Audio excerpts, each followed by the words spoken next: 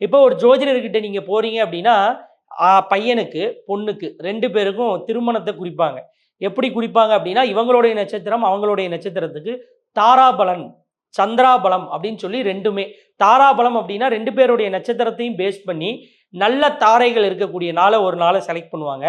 அந்த நாள் சந்திராபலமும் இருக்கணும். சந்திரன் 12 ராசிகள்ல 2 1/2 நாளைக்கு ஒரு தடவ பிரவேசிப்பாருன்னு நமக்கு தெரியும்.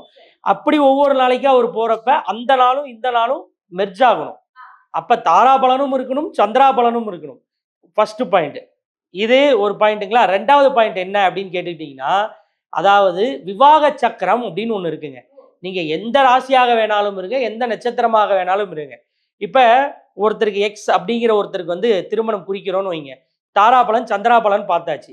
அடுத்த கட்டம் அந்த ஜோசியர் என்ன பார்ப்பாருன்னா, விவாக சக்கரம் பார்ப்பாரு. இது பெரும்பாலும் இதுவரைக்கும் யாரும் எந்த சேனல்லயும் சொன்னதில்ல. நான் இப்போ உங்களுக்கு சொல்றேன். அதாவது விவாக சக்கரம் அப்படிங்கிறது என்னன்னா, அந்த ஜோதிடர் 2 பேருக்கும் நட்சத்திரம் பார்த்து, இப்ப 12ஆம் தேதி 11வது மாசம் 2025 திருமணம் அப்படின்னு குறிக்கிறார். அப்ப அன்னைக்கு சூரியன் எந்த நட்சத்திரத்துல இருக்காரு அப்படிங்கிற டீட்டெயில் எடுக்கணும். அவர் குறிச்ச வாட்டி. அடுத்து சந்திரன் எந்த நட்சத்திரத்துல இருக்காரு அப்படிங்கிற ஒரு டீட்டெயில் எடுக்கணும். 2 டீட்டெயிலையும் எடுத்த வாட்டி ஒரு சதுர கட்டம் போடுவாங்க. அந்த கட்டத்துல 9 பகுதியா பிரிச்சு, நடுப்பகுதியில இருந்து கிழக்கு, மேற்கு, தெற்கு, வடக்குன்னு அப்படியே அந்த சூரியன் எந்த நட்சத்திரத்துல இருக்காரோ அதை நடுப்பகுதியில போட்டு, சந்திரன் நிக்கக்கூடிய நட்சத்திரம் வரைக்கும் அதை கிழக்கு பகுதியில இருந்து அப்படியே குறிச்சிட்டு வருவாங்க. அப்படி குறிக்கும் பொழுது சந்திரன் எந்த பகுதியில நிக்கிறாரோ அந்த பகுதியில இருக்கக்கூடிய பலன் தான் அவங்களுக்கு நடக்கும்.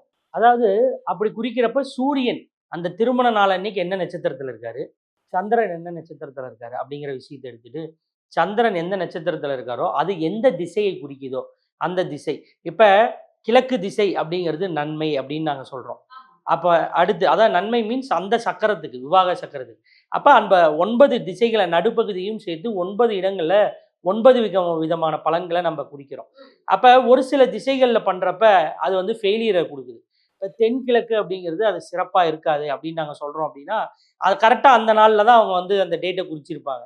அதாவது என்ன சொல்லுவாங்கன்னா, எங்களுக்கு அன்னைக்கு மண்டபம் கிடைக்கல, பையனுக்கு லீவ் இல்ல, பொண்ணுக்கு லீவ் இல்ல, சொந்தக்காரங்க வர முடியாது அப்படின்னு சொல்றப்ப அவங்க என்ன பண்ண முடியும்? ஒண்ணும் பண்ண முடியாது. இப்ப சந்திராபலன், தாராபலன பார்த்து கல்யாணம் பண்றாங்க. அவ்வளவுதான். விவாக சக்கரத்த பெருசா யாரும் பார்க்கறது இல்ல. ஆனா அந்த விவாக சக்கரத்தையும் பார்த்து கல்யாணம் பண்றப்ப அவங்க சக்சஸ் ஆகுறாங்க.